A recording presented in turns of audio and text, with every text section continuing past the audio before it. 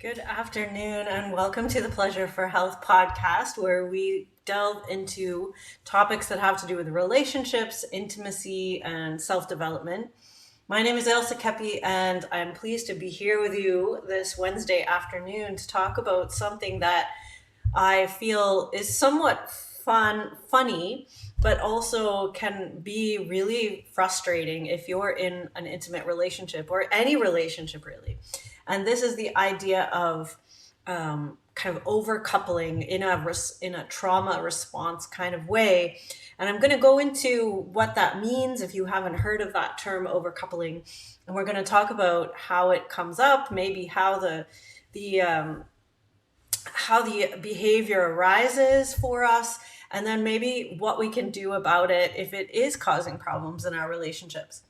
If you'd like to find out more about me and my work, please go to ailsakepi.com. That's AILSAKEPPIE.com. That will take you to my various websites and work, and I would love to have you reach out to me from there. But let's dive right into this term called overcoupling. So what this is referring to in our own brain, it doesn't actually mean that you're overcoupling, you're having too many romantic partners. What it means is it's about hooking up different parts of our brain in a way that helps us to react really quickly to a situation. So it often involves the parts of the brain known as the limbic or the emotional part of the brain, and the reptilian or the lower brainstem part of the brain. And these parts are in charge of helping us, just basic regulation, survival, instinct, responding quickly to, to things that come up in the world. It is not, you'll notice, it's not about our cognitive thinking, rational, let's weigh the choices kind of a part of our brain, which is the upper cortex part of our brain. So this sort of thinking, this sort of response comes from our earlier versions of our brain. It helps us move quickly. And this can be really important when we're dealing with a traumatic situation. We don't want to have to stop and pause and weigh all of our choices and then make a response. We'd be dead by then, right? So our brain has very cleverly helped us to couple these responses together. And you'll notice in the description of this, I put, it's kind of a response that goes like, if this, dot, dot, dot, then that, dot, dot, dot. So it means like, if I, go into a crowded marketplace, then I'll get robbed. Perhaps you in a past life or in an earlier life went and were kind of robbed in a marketplace, and you were really distraught because you lost your purse or whatever. And from then on, you've always had this kind of anxiety about going in crowded places or marketplaces. This is an example of how we've coupled that together. If you're in a crowded place, this is dangerous and you are going to get robbed. Now, your brain does that because, you had that traumatic situation and you needed to, deal with it. And so, if it was scary for you, your heart rate went up, you responded, you were upset, and your body goes, if I'm in that situation again, here's what I need to do. I need to, run, or I need to, get angry and fight the person, or I need to respond quickly. So in a relationship, this kind of thing can come up like, if I try to be nice to my partner, she's going to reject me. Every time I try to do this, she doesn't like it. Or, if I actually slow down and take time to listen to my partner, he's going to realize that he doesn't want to be with me. You can see how this isn't really a rational thought process. This is something that's happened, to cause this coupling in our brain, probably at a very young age, where we may have read a situation in that way, so that if we, slowed down and listened, all of a sudden the person, our best friend ran off with another little kid, and we were left by ourselves. And our brain has kind of coupled that together and said, well, if you slow down and actually try to listen, nobody's going to care, and they won't like you, and they'll just run off and do their own thing. And then in your brain, every time that happens, in order to kind of help you respond really quickly and not let you, kind of be flailing around trying to figure out a considered response, it's just like, I'm not going to slow down and listen to anybody else. I'm not going to give them a chance to run away. I'm going to keep their attention all the time, because if people run away from me, that hurts. This is basically as something has hurt us in the past, whether that's a traumatic situation, in a physical way, maybe it's an emotional way. So these kind of loops get in our brain, and we have a really hard time doing anything else. We have a hard time uncoupling these because they're so ingrained. And so sometimes what I find with many clients is we don't actually realize that we have these if-then rules, we could call them. And so it could be an interesting exercise for you to just sit down and write, if this happens, then that is obviously what it means. If nobody comes to my party, it means that, I'm unlovable. Nobody ever likes me. If, it doesn't matter if there was a snowstorm that night, or if somebody else, it was a parent-teacher meeting at school or something else. It would, in your mind, you've made up that this is the ending of that story, in response to what's happened earlier in your life. So you could write down, if this happens, ... then whatever you think happens. If I do this thing, then that thing happens. If I say this, then, my partner gets angry. If I do this the way I want to, my partner cries, and then that hurts. All of those if-then rules that we carry into our relationships. And it can be an interesting exercise to look at those and really ask ourselves. This is what I find is the funny part, and I might just be alone in thinking this is funny, but when you actually look at them down there in black and white on your paper, it's like, this doesn't make any sense. If I take time to listen to my partner, that doesn't mean they're gonna run off. Like, where did I come up with that? And I mean, maybe you'll have a flash of insight into that, but maybe you won't. It doesn't really matter. The point is that you've coupled those things together, that with your rational mind in the present moment, not in that traumatic situation or not in that triggered situation, you can look at that and go, well, that is interesting. That's not really necessarily true. So this is, something that we as humans are wired to do. So it's not like, oh my gosh, I'm a bad person because I have a whole lot of these coupled responses. But they can become very all-encompassing, and it can become very difficult to, have any kind of conscious, thoughtful, reflective relationship at all, because we could just be acting all the time on these types of coupled up responses. In which case, when people say you're just in habitual mode, you're just like, reactive instead of responsive, we're just basically acting out old patterns over and over again. And this is exactly what I work with many of the people that come and work with me, is they've had trauma and they've created these survival strategies, these kind of adaptive strategies, and they've just kind of put them, these strategies have just become so ingrained in their brain that they don't even realize they're doing them anymore, until they get to a place where they want to have an intimate relationship, or they're in a new relationship, or they start feeling, sexual or whatever. And then everything comes up, and they're like, oh, I can't even be close to anyone because I'm afraid. I start shaking. I'm expecting the worst.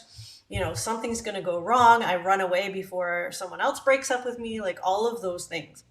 So, this is a problem, I think, or if it is a problem for you, keep listening, because we're going to talk about some ways to look at this. And somatic therapy has been one of the ways that has begun to deal with these overcoupled traumatic response type systems. So we've basically had too many things become linked together. And so it becomes kind of an overwhelming response. And we actually don't know where to start a lot of the times. And, it may even have gotten to the point where you're in physical pain, or you actually get sick. And your body has begun to respond in these ways too. So we want to recreate more flexible, variable, and congruent kind of motion between what we sense and the story we make up and the behavior that we do in response to something that happens or a thought that we have. So we want to kind of go through different channels of awareness, and we can separate those out. So it's kind of like, let's pick apart all this knotted mess that our brain has kind of put all this stuff together, that we want to kind of pull the threads apart and see where each thread goes and where we maybe want to reroute it in a different way. So one of these areas is sensation, and this can be an interesting one, because we're so used to saying, oh, how do you feel today? And someone will just be like, oh, I feel happy, or I feel great. But what does that really mean? We're not actually talking about sensation in that. We're talking about an emotion, about a feeling. So if we actually kind of break it down to what is the sensation we're feeling, this is something, we have to practice, because we're not actually taught very often. But a sensation would be something like, well, I feel a little bit of a queasiness in my stomach. I feel a tension rising in my shoulders. I feel my jaw tightening. I feel my feet kind of freeze up, like I'm floating off the ground. Those are all kind of sensations that we might notice in response to a stimulus or something that's happening in the world. We may have imagery that comes up with that as well. So this can include like internal kind of dreams or visions, symbols, or favorite places, memories. So we may have like this imagery that comes up. So it could be that every time we see a large man walk towards us, we feel this tension in our jaw increasing, and it goes into our neck. So this is from an image of someone walking towards us. Now that could be because when you were a kid, you were petrified of your neighbor who was a really big guy, because he used to always be angry when he came over, or something shouted at you, or whatever. There's some kind of connection there for you with that sort of image that you sense. This could also be a smell or a taste or something like that. And we would call this a trigger. So there could be a trigger there that creates an image, whether it's a olfactory image, like something we smell, the scent of, I don't know, cigarette smoke brings up certain images in our mind. The other thing we can kind of pull apart here too is behavior. So this could be expressions, tones of voice, inflection of speech. It could be a certain type of movement, facial expressions. This is often, I don't know, maybe I'm talking for myself, but there's, if your mother always looked at you a certain way when she was upset with you, if somebody else has that same expression or a similar one, you may notice that you get triggered by that. So it's a response to a particular behavior. Or if somebody, does, swings their arm around and it reminds you of something in the past, that could be linked to a way that you had coupled up that kind of behavior with, trauma, with a bad thing happening or something like that as well. So often it's helpful to look at slowing down and really looking at what was the behavior that triggered me. Like, did this person come at me really quickly? I've worked with some people with PTSD, and that's often one that triggers people is, someone standing really close to you, or if they're talking, they step too close to you, or right in your face, and that is triggering for you. And then it brings up sensation of tension and an image of having to fight your way out of, being cornered, those kinds of things. And then the affect, so the emotional response to something, maybe triggering you as well. So this could be like a fear response, going into the woods or getting into a car when you've had an accident in the past, or like I said at the beginning, going to a crowded marketplace. All of those kinds of things could have an emotional response for you. You could feel fear, you could feel sadness, you could feel, disgust. There could be some kind of emotional response, and this could be something else we could kind of pull out this thread and notice. And then the meaning that we put to that is kind of the then part. So if this and this and this, then here's the meaning we've given to it. Nobody likes me, or I'm unlovable, or whatever the then part. So we've given this a meaning. So this could be also kind of a way of looking at when you have that thought, what happens in your body, and you can start to give that a different meaning. So, you had the thought that you weren't lovable. What happens in your body? Oh, you tense up. Oh, when you tense up, you feel like you're unlovable. You could actually get the meaning that you've created as a loop there, and you might even be able to pull yourself off that loop, that chain of responses, and go, well, just because I'm tense doesn't mean I'm unlovable. Just because I have a thought that I might be unlovable, I could still relax my body. We can start sort of uncoupling these responses. So all of those types of things we can actually pick apart, and they're all separate aspects of memory and separate aspects of our awareness of ourself. So it's super interesting to actually realize that, when I go to a crowded marketplace and I'm worried that someone's going to rob me, and I tense up, and I smell all the people, and I see people moving quickly and bumping into me and all of that, all of those things that have become together to make me afraid to go in crowded places, I could say, well, that all doesn't need to go together to make me feel like I'm always going to get robbed in a crowded place. I can decide to make some different choices, and that option to make a choice is really what is very empowering in these types of relational and trauma responses. It's when we realize that we don't have to just stay on that wheel that our brain has created, and that we can, be very grateful that our brain did that, because maybe for years that kept you safe. Maybe it kept you, on the alert, and you were able to predict when things were going to go bad.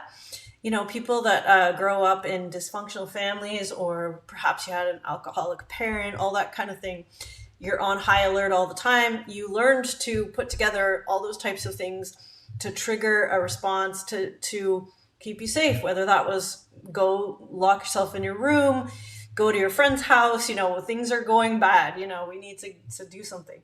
But that doesn't always have to be the case. And it is helpful and very empowering to find that we can actually change some of those automatic responses and actually become more able to just be in the present moment and realize that we're not in the past, and that perhaps when our partner now comes along and says,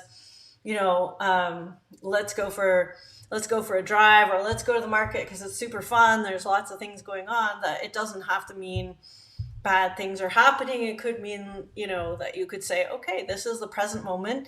If I take precautions and, don't take much money with me, maybe I don't take my purse, I could have a really nice evening in the marketplace. I'm going with my partner, where, somebody's going to be there with me. All of those things that you can do that would help you to change that experience and allow you to still go. So these types of things, that exercise that I gave you as a possible fun thing to try, if this happens, then that will happen. Just see if you can pick out one of those things that comes up between you and your partner, or you and a friend.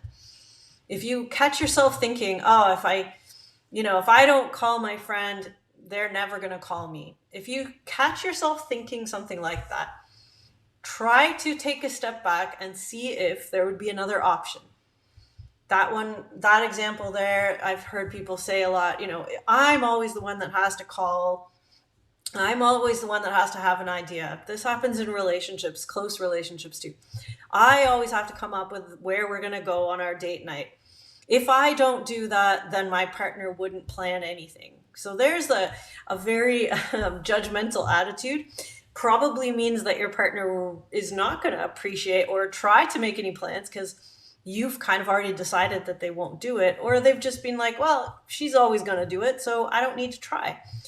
So it would be interesting to, do an experiment and say, hey, I've decided not to plan our date night this Friday and give you the opportunity to plan that. And I'm so excited to see what your idea is for our date night. And then you just leave it and see what they come up with. And if they don't come up with anything, it doesn't necessarily mean you failed or anything is, they don't love you.